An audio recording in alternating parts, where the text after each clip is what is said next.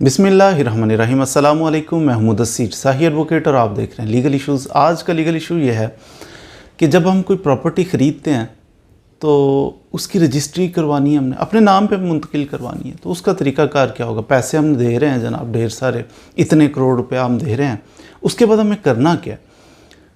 कुछ लोग कहते हैं रजिस्ट्री करवानी है, बड़ी कॉमन सी बात है, रजिस्ट्री करवानी चाहिए। दूसरे कहते हैं नहीं जी, आप डायरेक्ट इंतकाल करवा लो। अब इंतकाल भी बाज़ार देखा जाए तो रेवेन्यू रिकॉर्ड के अंदर, महकमा माल के अंदर इंतकाल हो जाता है, ये चीज़ आपके नाम पे मुंतकिल हो जाती है। तो क्या बेटर ऑप्शन क्या है। इंतकाल, डायरेक्ट इंतकाल कोई बंदा करवाता है उसके ऊपर भी टैक्स पे करने पड़ते हैं, रजिस्ट्री करवाते हैं उसके ऊपर भी टैक्स पे करने पड़ते हैं। इनमें से बेटर ऑप्शन कौन सा है, ये इंशाल्लाह थोड़ा सा आपके गोशगुजार कर लेते हैं। फ़र्क क्या है इन दोनों चीज़ों में।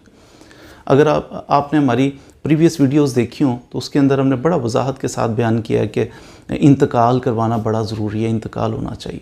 जब भी कोई रजिस्ट्री करवाई जाएगी, रजिस्ट्री के बाद मैंडेटरी है, ये ज़रूरी है कि रजिस्ट्री करवा के बाद में इंतकाल भी करवाया जाता है, ज़रूरी है। अब दूसरी चीज़ जो है वो ये है कि डायरेक्ट इंतकाल, डायरेक्ट भी इंतकाल हो सकता है, रजिस्ट्री ना भी करवाओ आप। रजिस्ट्री क्या होती है, रजिस्ट्री ये होती है कि दो पार्टियां, एक बेच रही है, ख़रीद रही है, रूबरू सरकारी अफसर के सामने, जिसे रजिस्ट्रार कहते हैं, सब रजिस्ट्रार कहते हैं।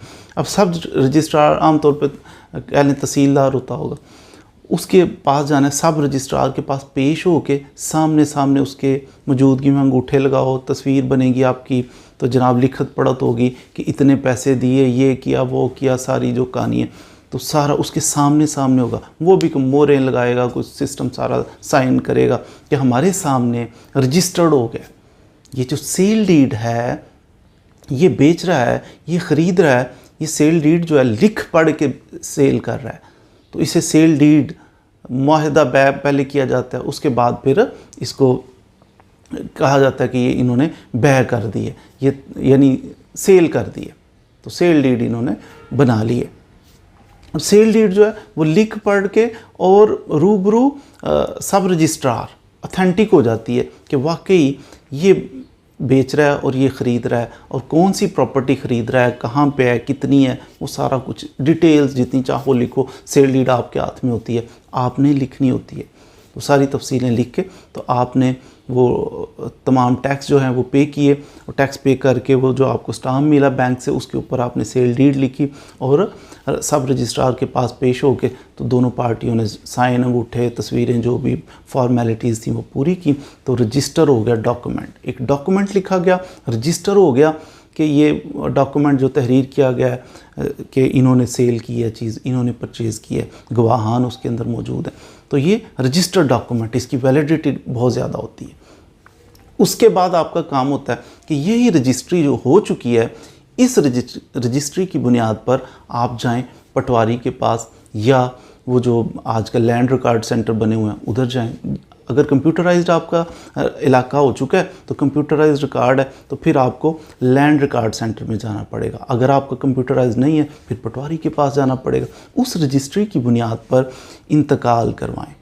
नॉर्मली जब रजिस्ट्री आप करवाते हैं ना, उसमें इंतकाल की फ़ीस आप जमा करवा देते हैं। अब आपने जाके उनको समझाना है, उनको कहना कि ये रजिस्ट्री हो गई, इसका इंतकाल, तो वो फिर इंतकाल का मतलब होता है महकमा माल, रेवेन्यू डिपार्टमेंट का, यानी पटवारी, तहसील, इनके जो डॉक्यूमेंट्स हैं उनके अंदर तहरीर कर दिया जाए कि फ़लाँ बंदा मालिक था, अब इतना जो है फ़लाँ बंदा मालिक हो गया, ये इंतकाल होता है। अब रजिस्ट्री करवाई तो मैंने अर्ज़ किया, रजिस्ट्री करवाने के बाद इंतकाल करवाना होता है लाजमी। और कुछ लोग क्या कहते हैं, रजिस्ट्री नहीं करवाते, डायरेक्ट इंतकाल करवाते। अब समझने की बात इसमें यह है कि डायरेक्ट इंतकाल जो है बेटर क्या है ऑप्शन, रजिस्ट्री करवाएं फिर इंतकाल करवाएं। जैसे कि कोई मकान बनाना हो तो पहले बुनियाद बनाते हैं, फिर उसके ऊपर स्ट्रक्चर बनाते हैं ना। तो कॉमन मैन ये भी तो कह सकता है ना, कोई सीधा साधा, वो कहेगा रिहायशी करनी है ना, बुनियादें बनाने ज़मीन के अंदर खोद के इतना सारा, तो क्या ज़रूरत है आपको मुशक्क़त में पड़ने की, एक ही काम कर लो, सीधा सीधा रहना ही है ना।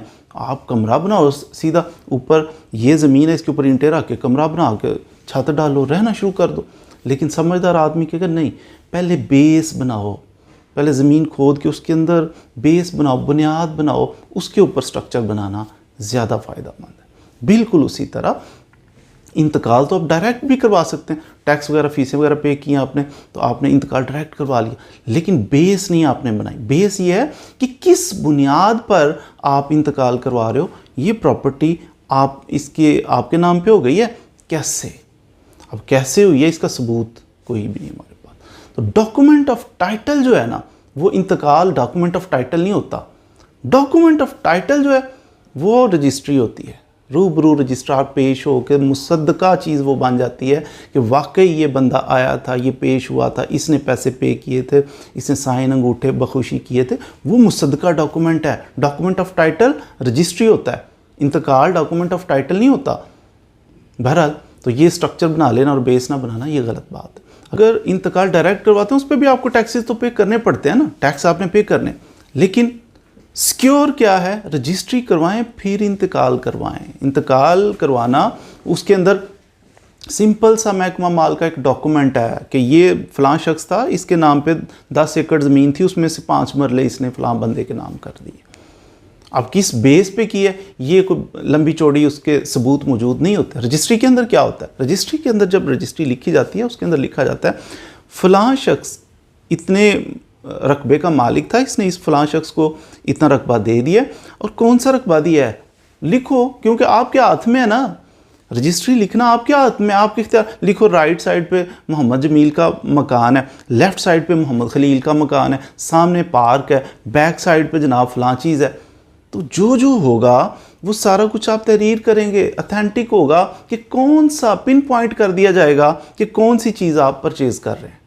फिर इसके अंदर ये भी लिखा जा सकता है रजिस्ट्री के अंदर कि पोजेशन दे दिए।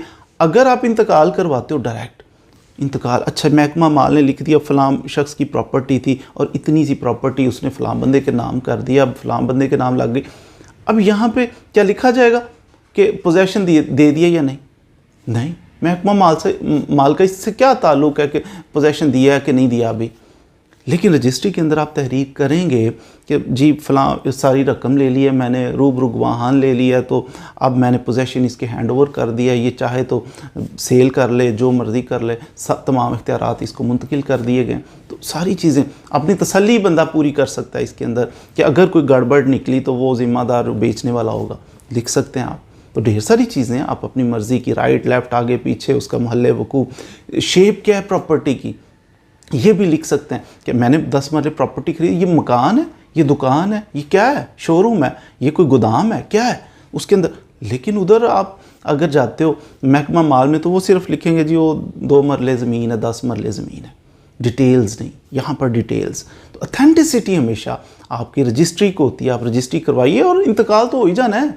महकमा माल में इंतकाल तो रजिस्ट्री करवाने के बाद भी हो जाना है, तो वो भी। लेकिन अगर तो टैक्स माइनर सा नॉमिनल सा फ़र्क पड़ता है कि टैक्स शायद कम लगते हैं उस पर इंतकाल पे, और कुछ लोग जल्दी में आपको कहते हैं डायरेक्ट इंतकाल करवा लो, रजिस्ट्री रहने दो। आपने उनकी बातों में कभी नहीं आना। जब इतने सारे पैसे लाखों करोड़ों रुपए आप लगा रहे हो, सारी ज़िंदगी जमा पूंजी लगा रहे हो, तो फिर आप यहाँ पे आके कोई किसी की एफिशिएंसी में आ जाएं, किसी की बातों में आ जाएं और जनाब बचत हो रही है, नहीं। सिक्योर रखें, हमेशा अपनी इन्वेस्टमेंट को सिक्योर रखें, और उसका तरीक़ाकार ये पहले रजिस्ट्री करवाएं, और रजिस्ट्री के अंदर खूब एहतियातें करें कि हदूद अरबा वगैरह मेंशन करें, पोजेशन ले लिया है, ये किया, वो सारा कुछ उसके अंदर मेंशन करें, उसके बाद उसका इंतकाल करवाएं। अथेंटिसिटी होगी, ये डॉक्यूमेंट बड़ा वैलिड होगा। डॉक्यूमेंट ऑफ टाइटल कभी इंतकाल नहीं होता, बल्कि डॉक्यूमेंट ऑफ टाइटल हमेशा रजिस्ट्री होती है। उम्मीद है आज आपने जब भी कोई प्रॉपर्टी खरीदनी है उसका डायरेक्ट इंतकाल नहीं करवाना चाहिए, that is not a better option. आपको हमेशा रजिस्ट्री करवानी चाहिए, रूबरू रजिस्ट्रार करवानी चाहिए, टैक्सेस पे किए, ये किया, वो किया, सारे पैसे मैंने वसूल किए, तो अथेंटिसिटी उसको हासिल होगी। उसके बाद इंतकाल करवाएं और फिर इंजॉय करें अपना पोजेशन। तो मज़ीद वीडियोज़ के लिए हमारे साथ रहिए। इसके लिए अगर आप चाहें कि डिटेल में आप जानना चाहें रजिस्ट्री कैसे करवानी, उसके हमारी अलग से वीडियो मौजूद है। इंतकाल का प्रोसीजर अलग से वीडियो। इस वीडियो में सिर्फ हमने कंपैरिजन किया what is the better option, कि आपको डायरेक्ट इंतकाल करवाना चाहिए या रजिस्ट्री करवाने के बाद इंतकाल करवाना चाहिए। उम्मीद है आपने सीख लिया होगा। मज़ीद वीडियोज़ के लिए हमारे साथ रहिए। Thank you very much.